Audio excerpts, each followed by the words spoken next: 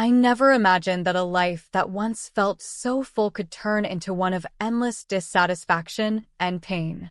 My name is Karen, and this is the story of how I came to realize that happiness isn't something you can hold onto when it's slipping through your fingers. I'm 48 years old, working as an administrative assistant in a small office here in Houston, Texas. I love my job, but it's never been enough to shield me from the turbulence of my home life. My husband, Mike, who is 3 years older than me, used to be a confident man, but a recent demotion at work has turned him into a shadow of his former self.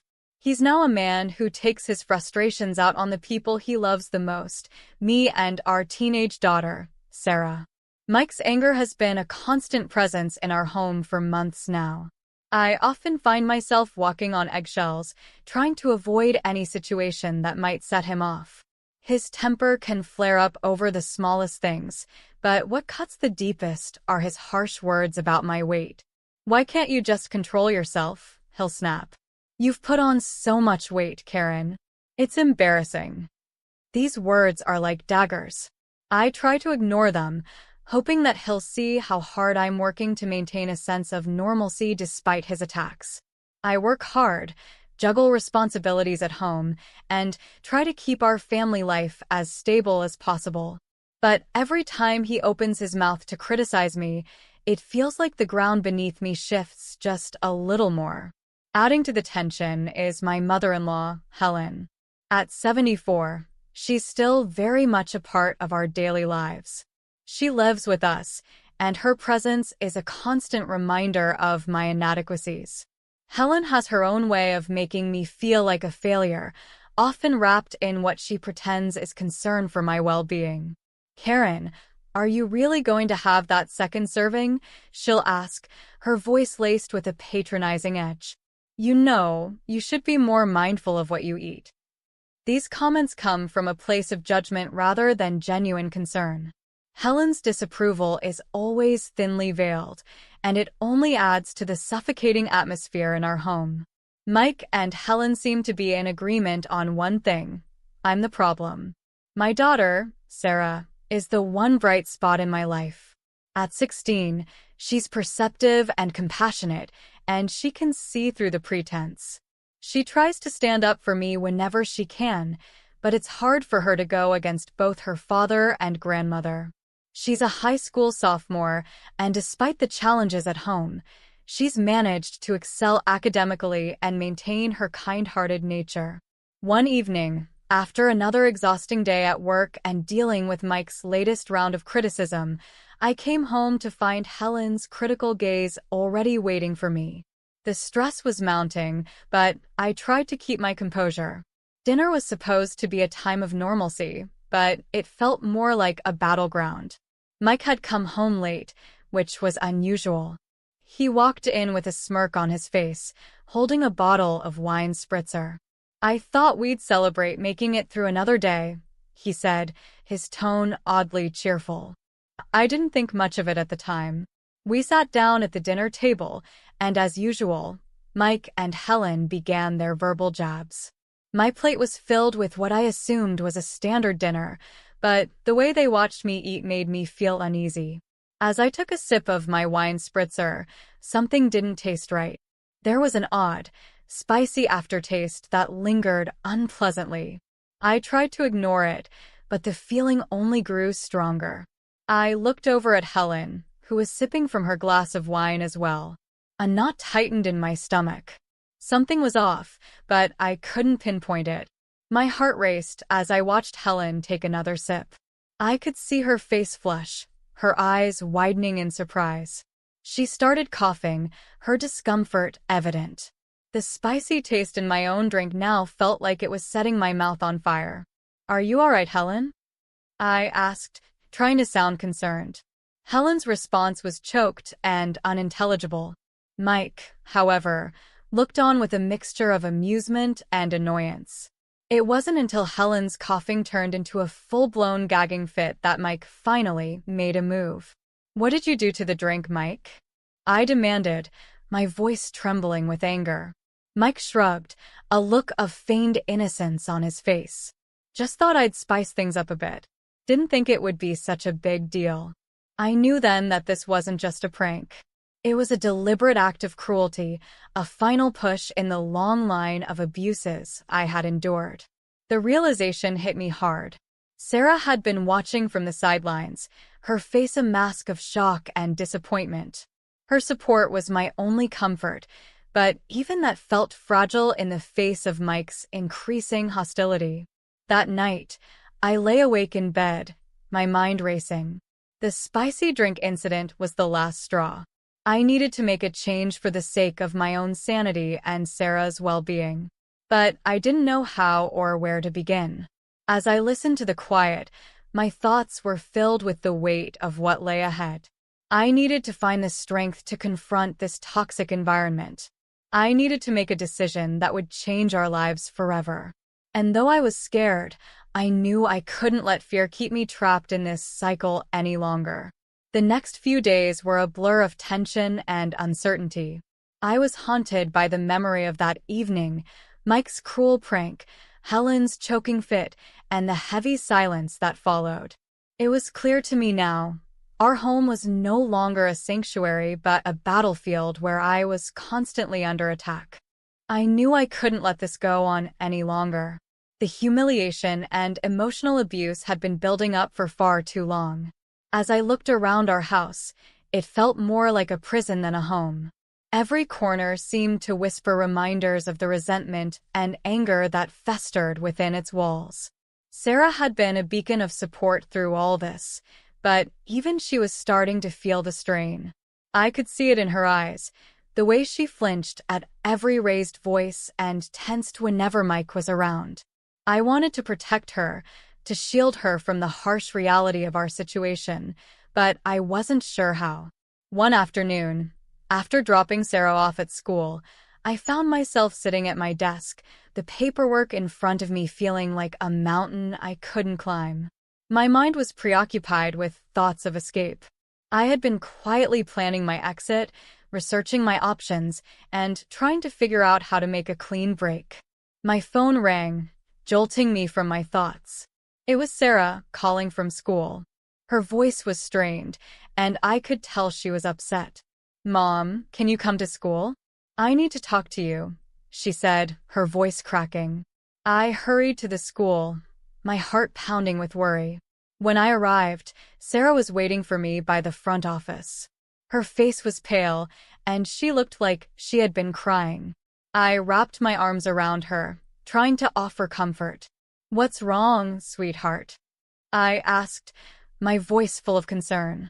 Sarah took a deep breath, her eyes filled with determination. "I overheard something today. Some kids were talking about how Mike is acting at home. They know he's been demoted and how it's been affecting all of us. I didn't want to say anything, but it's clear that everyone at school knows what's going on." I felt a surge of shame and anger. It was one thing to deal with our issues behind closed doors, but the thought of others knowing our struggles made me feel exposed and vulnerable. "I'm so sorry, Sarah," I said, trying to keep my voice steady. "I never wanted you to be in this position." She shook her head, her expression firm. "Mom, it's not your fault. You've done everything you can. I just want you to know that I'm here for you. And I'm not going to let them get away with this." Her words were a balm to my frayed nerves. It was clear that Sarah's support was unwavering, and it gave me the strength to keep going. We talked for a while, and I could see the resolve in her eyes. She was ready to fight back, and so was I. Later that evening, as we sat down for dinner, the atmosphere was thick with unease. Mike was still trying to act normal, but his efforts felt forced. Helen was unusually quiet, perhaps still embarrassed by the incident with the spiked drink. Mike finally broke the silence, his voice dripping with sarcasm. "So, Karen, have you decided how you're going to handle your little problem? Or are you just going to keep avoiding it?" I looked him in the eye, refusing to be intimidated. "I've decided that I can't live like this anymore. I've been planning to make some changes, and I'm going to start by standing up for myself." Mike's face darkened, and Helen's eyes widened in surprise. I could feel the weight of their judgment, but I stood my ground. I had made up my mind, and there was no turning back. That night, as I lay in bed, I prepared myself for the confrontation I knew was coming. I had gathered evidence of Mike's abusive behavior and Helen's unkindness, preparing to present it to Mike as part of our separation process. I was ready to fight for a future where Sarah and I could be free from this toxic environment. The realization hit me. I was no longer a passive participant in my own life. I was taking control, and that was a powerful feeling. I had to stay strong for Sarah and for myself. The path ahead was uncertain, but for the first time in a long while, I felt hopeful. The days that followed were tense. Every morning, I woke up with a mixture of dread and determination. I knew that things had to change, but I also knew that facing Mike and Helen would be difficult. The atmosphere in our home was thick with unspoken anger, and I could feel the pressure building. One evening, as we sat down for dinner, I could sense that something was off. Mike's mood was darker than usual, and Helen seemed unusually quiet, as if she was bracing for something. I had no idea what was coming, but I knew that tonight could be the night when everything came to a head. Mike was unusually quiet as well, only breaking the silence to make snide remarks about my cooking. His comments were thinly veiled attacks, designed to provoke me. I kept my responses short, trying to maintain my composure. As the meal progressed, Mike suddenly announced, "I thought we could have a little celebration tonight. I made a special drink for everyone." He reached for a bottle of wine spritzer from the fridge and poured generous amounts into glasses. The scent of the drink was faintly spicy, but I didn't think much of it. I was preoccupied with the growing tension between us. Helen, who had been mostly silent, took her glass and sipped it without comment. I noticed her wince slightly, but I assumed it was just the spiciness of the drink. We continued eating, trying to make small talk despite the strained atmosphere. As Helen started coughing and gasping for air, I felt a wave of panic. Her face turned red, and she struggled to speak. It was clear that something was terribly wrong. "Helen, are you okay?" I asked, my voice filled with concern. Helen could barely respond, but I saw the look of realization in her eyes. She knew that the drink was to blame, just as I had begun to suspect. Mike's face was a mask of feigned innocence, but I could see the glint of satisfaction in his eyes. In the chaos that followed, I quickly switched my drink with Helen's when she wasn't looking. The spicy concoction had been intended for me, but it seemed that Mike's plan had backfired. Helen's distress led to a dramatic scene. The dinner ended abruptly as she was rushed to the hospital, leaving Mike and me alone in the house. The silence that followed was heavy with unresolved tension and unspoken accusations. Once the house was empty, I took the opportunity to confront Mike. I was shaking with a mixture of fear and anger. "Mike, this has to stop. I've had enough of your cruel games and Helen's harsh comments. I can't live like this anymore." Mike's reaction was defensive and angry. "You're just overreacting, Karen. It was a harmless prank. You always blow things out of proportion." His dismissive attitude was the last straw. I had reached the breaking point. I knew I had to act, not just for my own sake but for Sarah's as well. I had been preparing for this moment for weeks, gathering evidence of Mike's behavior and preparing divorce papers. The next morning, as Sarah and I prepared for the day, I took a deep breath and handed her the divorce papers. Her eyes widened in shock, but I could see the relief behind her concern. "Mom, is this really happening?" she asked, her voice trembling. "Yes, sweetheart," I said, trying to sound as reassuring as possible. "It's time for us to move on. We need to get out of this toxic environment and start fresh." Sarah hugged me tightly, and I could feel her support bolstering my resolve. We began making plans to move to my parents' house, where we would find the stability and care we desperately needed. That evening, I finally told Mike about our decision.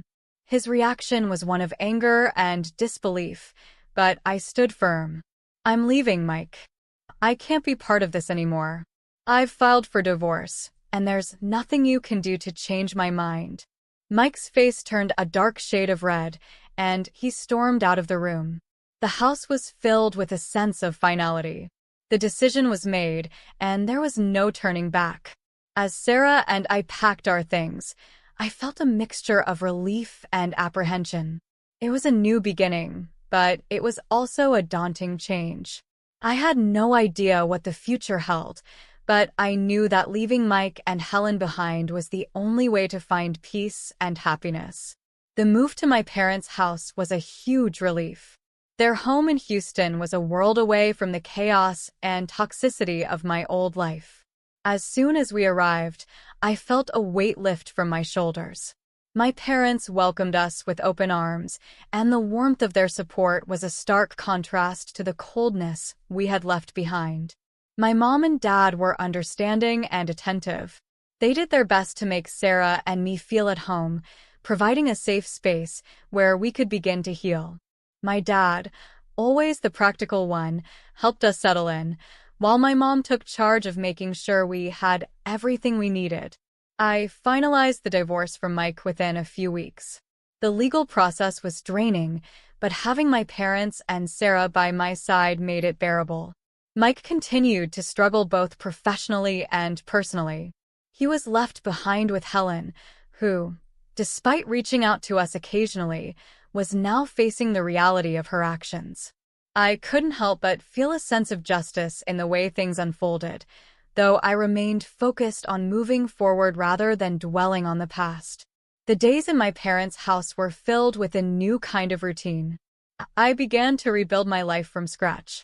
I had to find a new job, and thankfully, my previous employer reached out with an offer to return. It was comforting to know that my professional life could offer some stability, especially after everything I had been through. One unexpected and positive turn of events was meeting a new, understanding person in my life. My boss, who had always been kind and supportive, expressed a deeper interest in me. His name was David, and he was different from anyone I had known before. He respected my efforts and saw me for who I truly was, someone deserving of kindness and love. David and I started seeing each other outside of work, and our relationship grew steadily. He was patient and understanding, offering me a safe space to share my experiences without judgment. With him, I felt a genuine connection and a sense of hope for the future. Sarah, too, was adjusting well to our new life. She thrived in the supportive environment of my parents' home and did well in her studies. Her resilience and courage were inspiring, and I was proud of the young woman she was becoming. We spent a lot of quality time together, doing things that made us both happy and slowly rebuilding our lives. Despite the new beginnings, there were occasional moments of doubt and fear about the future. It was natural to worry about what lay ahead, but I learned to embrace these feelings as part of the healing process. With the support of my parents and David, I found strength in focusing on the present and planning for a brighter future. Helen's attempts to reach out continued, but I remained firm in my decision to keep my distance. Reconnecting with the past would only bring back the pain I had worked so hard to overcome. My priority was to protect my well-being and that of my daughter.